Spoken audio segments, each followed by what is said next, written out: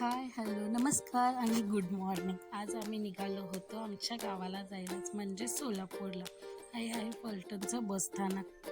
आम्ही फलटणच्या बसमध्ये बसलो आणि परत सोलापूरला निघालो. हा बघा आमचा प्रवास सुरू आहे.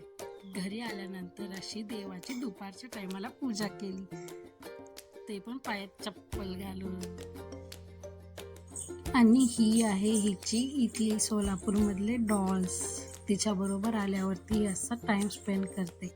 सकाळी उठून परत आम्ही आमच्या दाराला लागलेली अशी सीताफळं खाल्ली.